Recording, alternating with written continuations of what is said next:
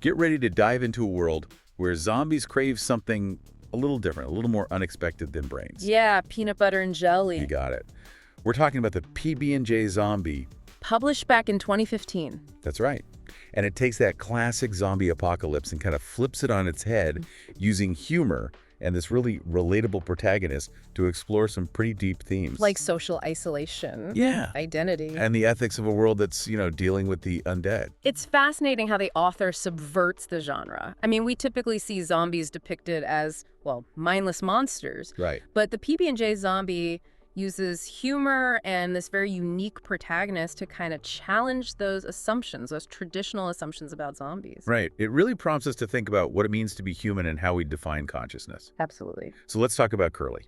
Our protagonist. Yes, our protagonist. He's recently become a zombie, but here's the twist. He's a vegetarian. Imagine the internal turmoil. Oh, I can't even imagine. The author uses this, seemingly simple dilemma to really delve into the complexities of free will and identity. It makes you wonder, is Curly choosing this unusual diet, or is it a remnant of his human identity? Is it a subconscious rebellion against his new biology? It makes you wonder, are there aspects of our personality that remain even when our physical form undergoes such a radical transformation? Yeah. Like, is there a part of us, a core identity, that transcends even death itself? Those are some big questions the book asks us to consider. And it's not just about Curly's personal struggle. Right. The author also introduces us to the Greninger Society. Oh, yeah. Tell me about them. This is an organization advocating for zombie rights. Okay. And their recognition as differently mentated individuals. Very interesting. This is where the story starts to draw parallels to real-world social issues, isn't it? It makes you think about how we label and categorize individuals, especially those who are different. It reminds me of discussions around neurodiversity or disability rights. Exactly. How do we define normal? And who gets excluded by those definitions? The PB&J Zombie takes these very real social anxieties and places them in this heightened context. By exploring how society reacts to zombies, the author is really commenting on how we treat anyone who falls outside our narrow definitions of normalcy. Yeah, I mean, how often do we see this play out in the real world? All the time, unfortunately. It's really thought-provoking. And the book goes even deeper by introducing different strains of zombies. Like Alpha, Beta, and Charlie. Each with varying levels of cognition and behavior. This is another clever way the author challenges our assumptions about zombies. It moves away from that simplistic image of a mindless horde and forces us to consider the possibility of diverse intelligence and capabilities among the undead. So we're not just dealing with one type of zombie here. Not at all. It's much more nuanced than that. Remember that scene early on where Curly encounters a zombie in his house? His roommates want to kill it immediately, but Curly insists on following the rules for interacting with a potentially disoriented beta zombie. All right. It foreshadows those ethical dilemmas that unfold throughout the story, doesn't it? Absolutely. It highlights that tension between fear and understanding. That we see all too often in our own world. How do we treat individuals who might not fit our definition of fully human? Especially in a crisis like a zombie outbreak. Where the lines can become incredibly blurred. And then we have Lisbeth. The passionate activist. Yes, who befriends Curly. She pulls him into the world of the Greninger Society and is so dedicated to showing the world that zombies are more than just mindless monsters. But her methods are, shall we say, unconventional. Let's put it mildly. Elizabeth is a fascinating character because she embodies that struggle for social change. Her passion is undeniable. Oh, absolutely. But her tactics raise questions about the effectiveness and ethics of activism. Does she ultimately help or hinder the cause of zombie rights?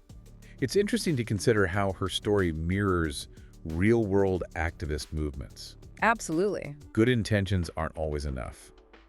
Understanding the nuances of a situation and choosing the right strategies are critical for achieving lasting change. Couldn't agree more. It's a complex issue, and the book doesn't shy away from those complexities. And then there's Curly's own struggle to find his place in this new world. Yeah, he's rejected by both the living and the undead. A universal experience. Of feeling like an outsider. His roommates kick him out. Other zombies shun him because of his diet. Talk about a double whammy of social isolation. It's a really heartbreaking. It really makes you feel for him. It does. But beyond just the feeling of being an outsider, Curly's experience forces us to confront a bigger question. What are the boundaries of acceptance, of belonging? Right, and what happens when someone crosses those boundaries? Become something other. Exactly. Curly's journey really becomes a study in otherness, you know what I mean? Yeah, totally. Yeah. He's caught between two worlds, rejected by both. It makes you think, where do we draw the line between us and them? Right. And what are the consequences of those divisions? It's not just about physical differences, is it? No, not at all. It's about how those differences are perceived, the fear and misunderstanding they evoke. You know, like that scene where Curly goes to the clinic after he's bitten? Oh, with Dr. Rudnick? Yes, Dr. Rudnick. It's such a cold, almost clinical environment. He's examining Curly like a specimen under a microscope? Yeah. Dr. Rudnick is a really complex character. Oh, he is. He represents that clash between scientific curiosity and societal fear. On the one hand, he's totally fascinated by the zombie condition. Right, eager to understand it all. The biology, the neurology. But on the other hand, he's very aware of the danger, Right. the threat they represent. To humanity as we know it, and he offers Curly a choice, doesn't he? A way to end his life before the virus takes over. Chilling, isn't it? But that scene is so chilling because it raises so many ethical questions. Like, what does it even mean to offer someone a choice in a situation like that? Right.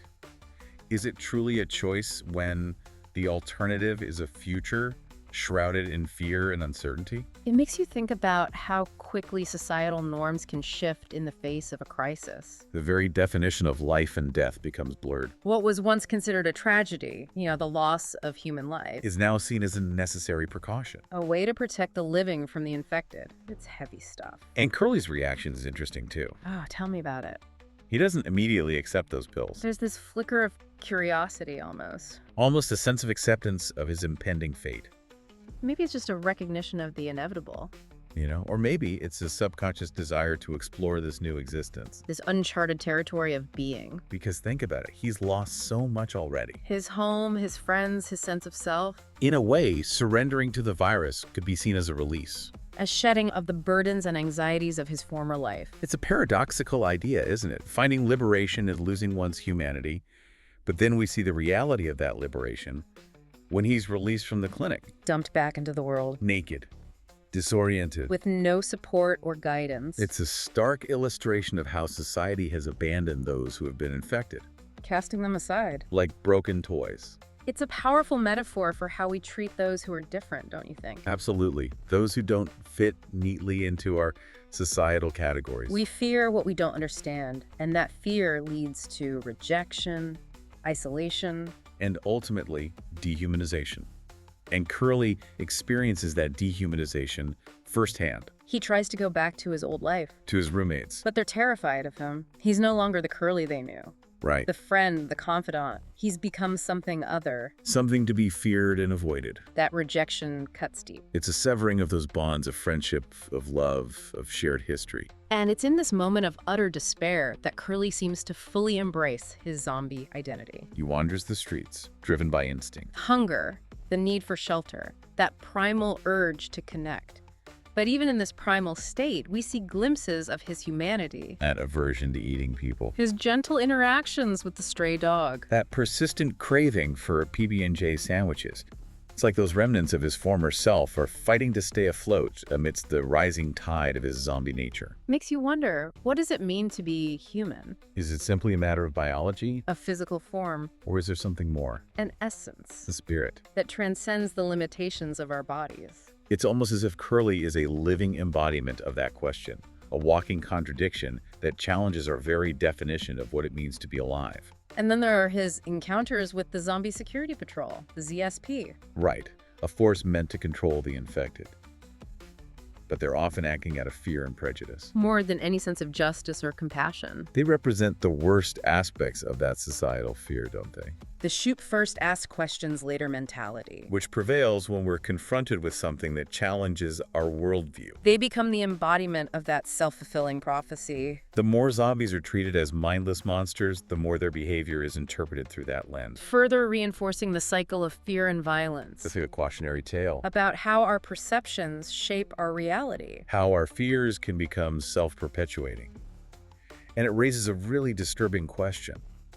Are we, in our fear and prejudice, creating the very monsters we claim to be fighting against? It's a tough question to consider. Curly's experiences with the ZSP further isolate him, push him further towards the fringes of society. He's caught between a world that fears him and a world he doesn't fully understand. And yet, amidst all this chaos and despair, there are moments of beauty, of unexpected connection. The stray dog. The stray dog that befriends him. The simple pleasure of a PB&J sandwich. Right. The solace he finds in watching television. A window into a world he can no longer fully participate in. Those small moments become anchors. Reminders of the simple joys that make life worth living, even a life as unconventional as Curly's. And then comes his encounter with the news crew. An event that catapults him into the public eye. Turning him into a media sensation. The PB&J Zombie. That whole episode is both hilarious and heartbreaking at the same time. I know. He's suddenly thrust into the spotlight. He becomes a source of fascination and amusement, but also fear and misunderstanding. His unique dietary choice, that quirk that sets him apart, is exploited for entertainment, further reinforcing the stereotype of zombies as mindless, otherworldly creatures. It's a brilliant satire of our media culture, isn't it? Totally. The way we sensationalize and exploit difference for profit and entertainment. It highlights the danger of reducing complex individuals to simple narratives. Stripping them of their individuality and humanity. And then, of course, there's the tragic fate of Lisbeth. Her attempt to stage a provocative protest backfires, leading to her death. And a hardening of public opinion against zombies. It's a stark reminder that even the most well-intentioned actions can have unintended consequences. Especially when fueled by passion and a sense of urgency. Lisbeth's story is a cautionary tale about the complexities of social change. It's not enough to simply fight for a cause. You have to consider the strategies, the potential consequences. The delicate balance between pushing for progress and respecting the boundaries of what society is willing to accept. It's tough. Her death is a turning point in the story. A moment of profound loss for Curly. A bleak reminder of the limitations of hope in a world consumed by fear. It's as if the light at the end of the tunnel has been extinguished, leaving him surrounded by darkness. And in this moment of despair, he makes a decision that will change the course of his journey. He chooses to return to the quarantine zone. It's a decision loaded with meaning, isn't it? On the surface, it seems like an act of surrender. Resignation to a life of confinement and limited freedom. But maybe it's something more. Maybe it's a recognition that the world outside the zone has no place for him. That he can only find a sense of belonging and acceptance among his own kind. It raises a profound question. What does it mean to find your place in a world that doesn't understand you? Is it about conforming to societal expectations, or is it about embracing your own unique identity? Even if it means living on the fringes. It's a question that resonates far beyond the realm of zombie fiction, doesn't it? It speaks to the heart of the human experience. The search for belonging. The struggle for acceptance. And the enduring power of hope in the face of adversity. And that's what makes the PB&J Zombie such a powerful and thought-provoking story. It's not just about zombies, is it? It's about us, the choices we make, the fears we harbor, and the ways we define ourselves in relation to others. It's about the boundaries we draw, the lines we cross, and the consequences of those actions. It's a story that forces us to confront uncomfortable truths about ourselves and the world we live in. And it leaves us with lingering questions. Questions that stay with us long after we turn the final page. You know that decision to return to the quarantine zone? It's a stark contrast to Lisbeth's, activism. Yes, her fervent activism, her, fight for integration. Right. You know? Curly chooses a very different path. He does. It almost seems like he's, accepting a reality. That most would struggle with. Yeah. Almost like a defeat, right? But maybe it's not that simple. No. Maybe it's not as simple as winning or losing. Right. Perhaps it's about choosing survival. Recognizing his limits. Recognizing his limits in a world that's already decided what he is. Exactly. Lisbeth's story serves as a counterpoint to that, you know? Oh, for sure. Her tragic end really highlights the dangers of idealism, especially when facing a society that's so entrenched in its fears. Right. She challenged the status quo head-on, but the question remains, was it the right approach? Was it the right approach? It's a question that haunts any movement for social change, doesn't it? I think so. How do you fight for acceptance without further alienating those you're trying to reach? I mean, Lisbeth's story reminds us that good intentions aren't always enough. If you really want to create lasting change. So Curly's choice. While seemingly passive, Yeah.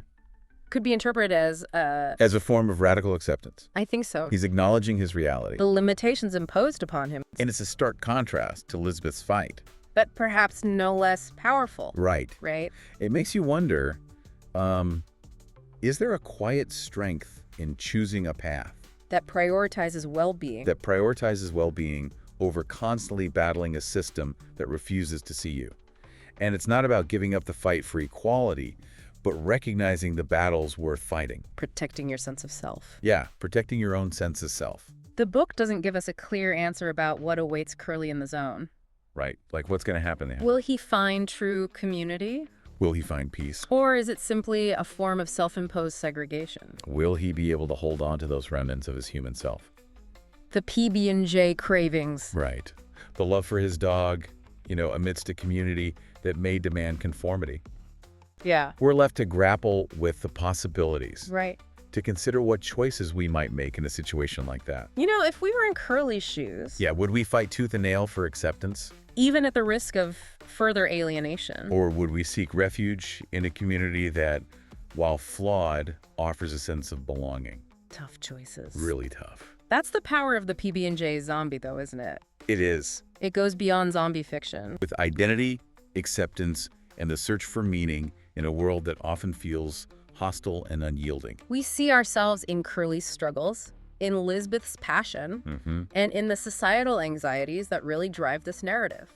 Well, thank you for joining us on this exploration of the PB&J Zombie. We hope this deep dive has left you with more than just a craving for a sandwich, More than just a craving for a sandwich. but also a deeper understanding of the complexities of identity, acceptance, and the enduring power of the human spirit, even in the face of a zombie apocalypse. Absolutely. Until next time.